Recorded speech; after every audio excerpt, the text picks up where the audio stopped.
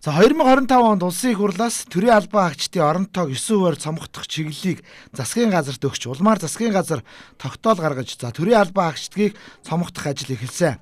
За гэвч энэ ажил нь байгаа онохгүй жирийн албан агчдыг ажлаас нь чөлөөлж эхэлсэн нь асуудал дагуулж байгааг улсын их хурлын даргач өндсөн. За тиймээс жирийн албан агчдыг чөлөөсөн эсэх асуудалд засгийн газрын хэрэглэх газар, засгийн газрын хяналт хэрэгжүүлэх газар анхаарч эхэлжээ. За засгийн газраас гаргасан тогтоолыг хэрэгжүүлэхдээ зарим агентлаг аймаг орон нутаг нуглаа гаргасан гэж үзэж байна. За доошоо төрийн жирийн албан агчдын асуудлыг шийдэхдээ болвол нэгэнтээ засгийн их хурлын баталж гисэн хуулийг хэрэгжүүлэхдээ бид нэр тэтгэврт гарсан хүмүүсийн оронд шинээр хүн ажил битээ яваа.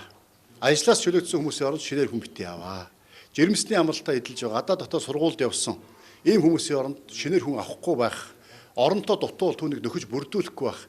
Ийм зарчмыг баримталж энэ төрийн албаны улсын их хурлын баталж өгсөн 9 хүн цомгохлыг хийх ёстой шүү гэдгийг чиглэл өгсөн засгийн газрын хурлаар тогтоол гаргаж үүнийг хэрэгжүүлэхдээ зарим агентлаг дээр, зарим аймагуд дээр нуглаа гарсан тал байгаа. Энэ дээр бас холбогдох төрийн албан агч нараас гомдлоо гаргаад түүний засгийн газрын хяналт хэрэгжүүлэх газар дээр цаашлаад шүүхтэр шийдээд ингээд үндсэндээ бол хохирсон төрийн албан агчныг хохироохгүй бах.